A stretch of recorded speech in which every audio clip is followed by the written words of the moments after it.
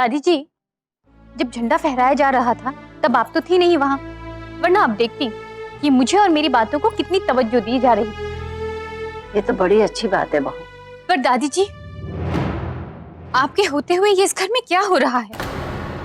खुद पूनम भी इस बात को समझ चुकी है कि इस घर में मेरी क्या जगह है और क्या अहमियत है।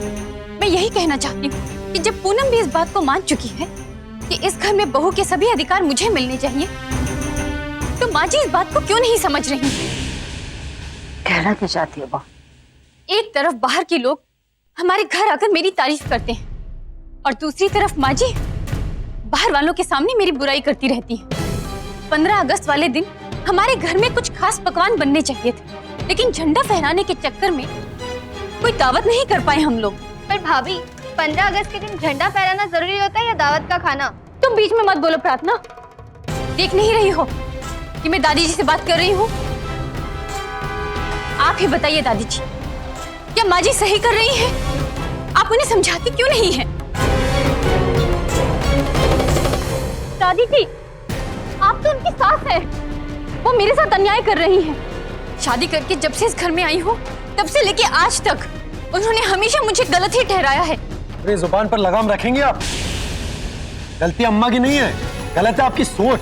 इसकी वजह से अम्मा की एक भी अच्छाई आपको दिखाई नहीं देती, हमेशा उनमें बुराई ढूंढती रहती हैं आप। खुद को तो आप कभी बदलेंगी नहीं और चाहती हैं कि अम्मा आप पर भरोसा करें। या अम्मा के बारे में जो अनाप शनाप बोले जा रही है ना, आप बंद कीजिए। अगली बार ऐसा हुआ ना तो मैं कतई बर्दाश्त नहीं करूंगा। हाँ हाँ, क्यों नहीं देवर जी? औरतों के आपसी झगड़ों में तो मर्दों को बीच में बोलना ही चाहिए ना, वहीं तो उनको अपनी मर्दानगी दिखाने का मौका मिलता है। मैं पूछती हूँ, तब आपकी मर्दानगी कहाँ गई थी जब मनीष आप भी के घर में घुसकर आपकी बहन के साथ वो गिरी हुई हरकत कर कर चला गया था?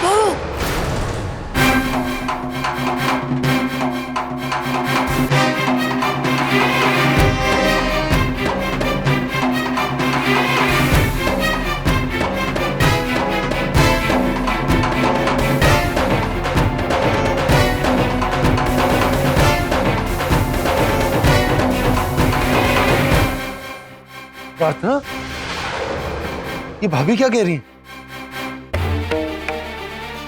प्रार्थना, मनीष ने तुम्हारे साथ कोई बदतमीजी की? प्रार्थना, मैं कुछ पूछ रहा हूं। मनीष ने तुम्हारे साथ कोई बदसलूकी की थी? जवाब दो मेरी बात का। बोलो प्रार्थना।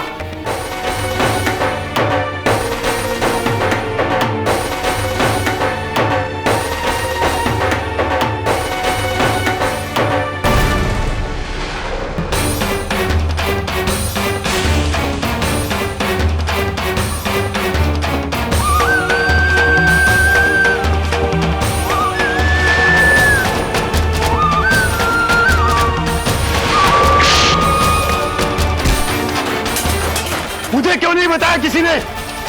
आज मैं उसको जिंदा नहीं छोड़ूंगा। आज अगर वो जिंदा बच गया तो मैं तेरा भाई नहीं। आकाश, आकाश रुक जाइए भैया। प्रार्थना, तुम हट जाओ।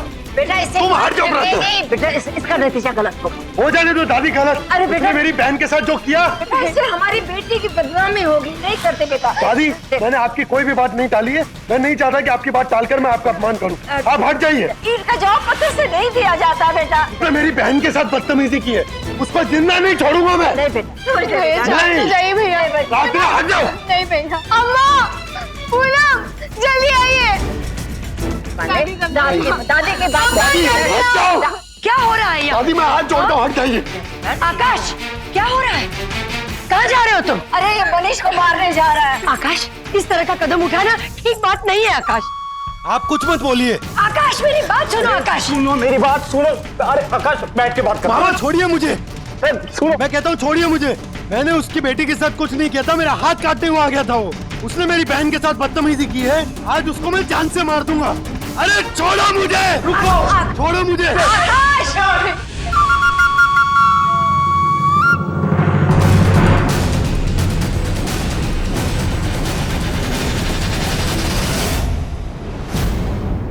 चलो। पूनम जी, आप कहाँ जाएंगी? जहाँ तुम जा रहे हो। पूनम जी, आप उतर जाइए। क्यों? इस समय मैं आपसे विनती करता हूँ, आप उतर जाइए। नहीं, हम नहीं उतरेंगे, हम नहीं चल सकते। तो चलिए मेरे साथ।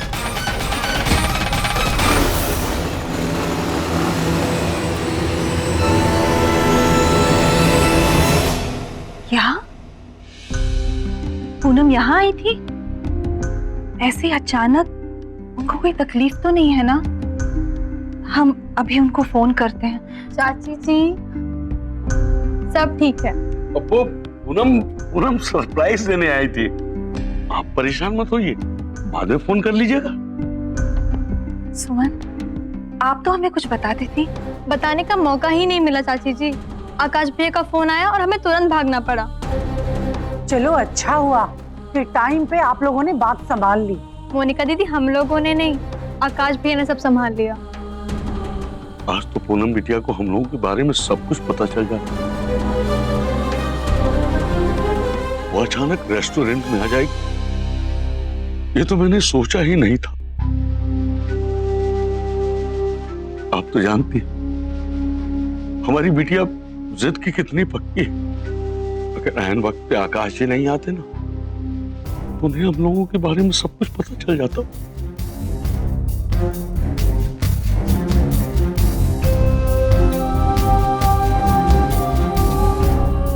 अब आप क्या सोच रही हैं? यही कि ये सब कब तक चलता रहेगा? हर वक्त किस्मत तो हमारा साथ नहीं देगी ना। आकाश जी हमें कब तक बचाते रहेंगे? पूनम कभी ना कभी तो हमारे घर आएगी, और बात पूनम के घर आने की नहीं है। पता नहीं क्यों बहुत दिनों से हमें ऐसा लग रहा है कि हमें पूनम को सब कुछ बता देना चाहिए। आखिर वो हमारी बच्ची है, हमें ये सब उसे नहीं छुपाना चाहिए। और फिर जरा सोचिए, अगर उन्हें अपने आप या किसी और से पता चल गया तो उन्हें कितनी तकलीफ होगी।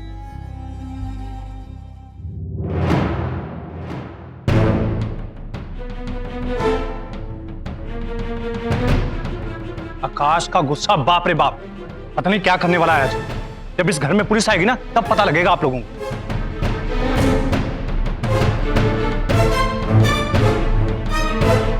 कुछ पता चला बेटा? नहीं दादी, तब से फोन कर रही हूँ, ये दोनों फोन ही नहीं उठा रहे। हम जानते हैं कि इस समय तुम बहुत गुस्से में हो, और तुम्हारे गुस्से की वजह भी बिल्कुल जायज है, पर प्लीज कुछ करने से पहले एक बार अपनी बहन प्रार्थना के बारे में सोचो।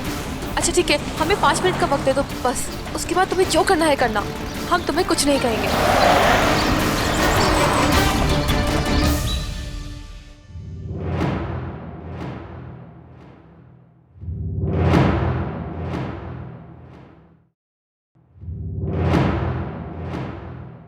आप मुझे घूर क्यों रही हैं? सारी लाज शर्म उतार के तो वो चली गई, आपकी मन चढ़ी बहू। अब मुझ पर किस बात का गुस्सा?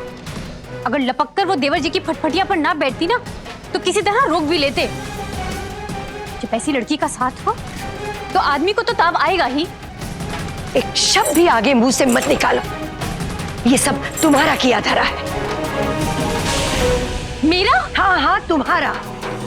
गुस्से के तूफान में न तुम आकाश के सामने वो बात बकती, न ये नौ बताती। ना आप उस लड़की को इतना सर चढ़ाते, और ना ही मेरा मुंह खुलता। बात को बढ़ाओ मत। मैं जानती हूँ, अच्छी तरह से जानती हूँ, तुम्हें इस वक्त यही लग रहा है कि तुमने बहुत बड़ा तीर मार दिया है। दरअसल बात यह है कि तुमने बता दिया कि इस घर में तबाही आती है तो आए, तुम्हें कोई फर्क नहीं पड़ता। नहीं तो आकाश के सामने वो बात उगलने से पहले एक बार नहीं 100 बार सोच लिया होता तुमने कि इसका अंजाम क्या होगा। यहाँ कोई कुछ भी करे, आपको निशाना सीधा मुझ पर ही साधना है। बस एक दूसरे पर आरोप ठोकना बंद कर दो। अरे यहाँ जान अटकी हुई है, न जाने कब किस हादसे की खबर मिले, और तुम दोनों के झगड़े का खत्म नहीं होते। यही बात का तो डर है मुझे। पर किसी को यहाँ कोई फर्क ही नहीं पड़ता। पता नहीं उस लड़की ने देवर जी को क्या पट्टी पढ़ाई होगी। वो तो यही चाहेगी ना कि कि देवर जी उस घर में जाएं और कोई कारनामा करें ताकि प्रार्थना का रिश्ता उस घर में टूट जाए और वो हमेशा हमेशा के लिए इस घर में बस जाए।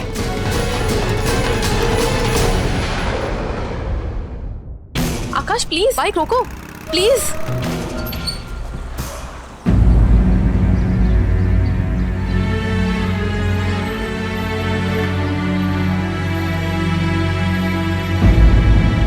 क्या तुम नहीं चाहते तुम्हारी बहन की शादी हो? कौन भाई ये नहीं चाहेगा पूनम जी? तो फिर तुम क्यों मनीष से मारपीट करने जा रहे हो? ये बात मैं आपको अभी नहीं समझा सकता। आप ही बताइए, एक भाई कैसे बर्दाश्त करेगा अगर उसकी बहन को कोई इस तरह आकर छू जाए? तो एक भाई अपनी बहन की बदनामी भी तो बर्दाश्त नहीं कर सकता ना। आज तुम मनीष को जाके मारोगे, फिर कल वो कुछ करेंगे, फिर तुम उसका जवाब दोगे। इस सब मारपीट में बदनामी किसकी होगी? प्रार्थना की। पूनम जी आप ही बताइए फिर मैं क्या करूं?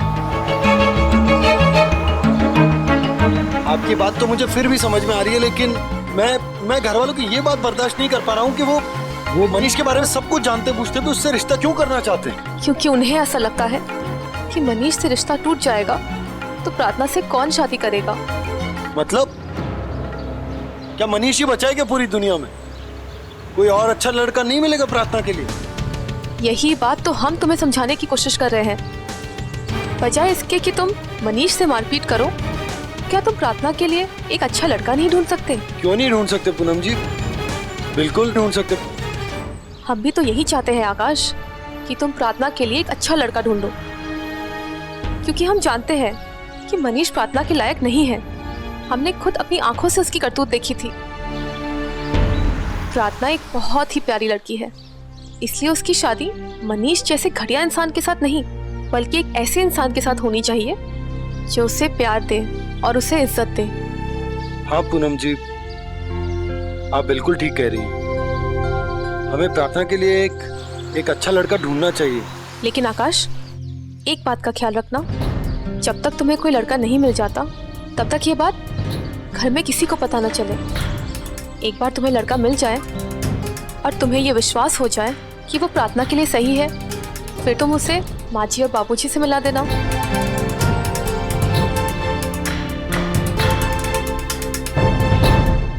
हाँ पूनम जी,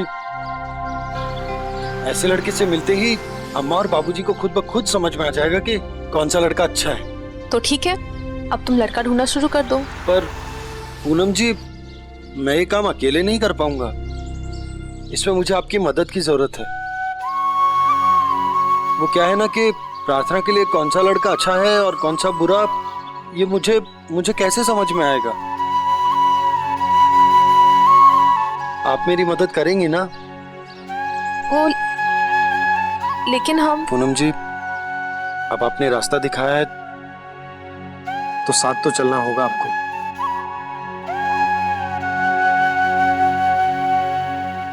देंगे ना मेरा साथ?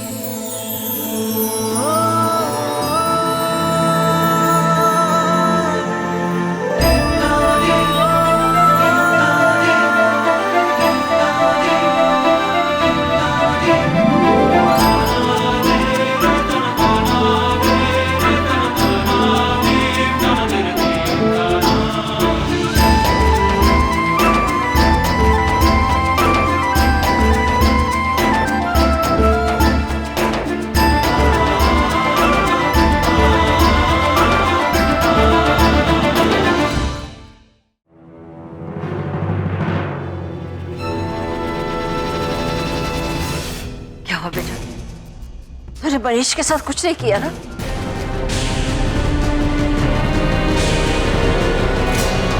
क्या हुआ आकाश? आकाश तुम कुछ बोल क्यों नहीं रहे हो?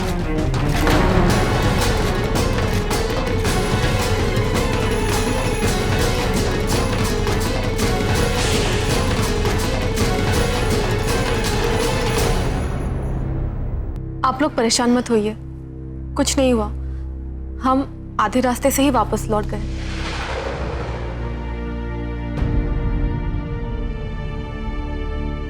अब आकाश मनीष को कुछ नहीं करेगा। तुमने बेटा हमारे परिवार को एक बड़ी मुसीबत से बचा लिया। मैं तुम्हारा शुक्रिया कैसे अदा करूं? शुक्रिया कैसा दादी जी? जब तक हम इस घर में हैं, इस घर के लिए हम इतना तो कर ही सकते हैं। और फिर ये तो प्रार्थना की जिंदगी का सवाल था। अगर आज आप नहीं होती तो पता नहीं क्या हो जाता। अब सब ठीक हो जाएगा।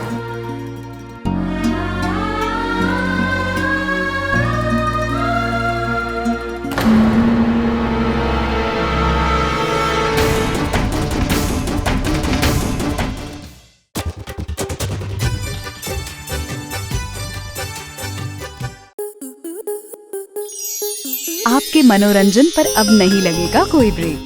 स्टार प्लस के बेहतरीन शोज देखने के लिए लाइक, शेयर और सब्सक्राइब करें स्टार प्लस यूट्यूब पेज को।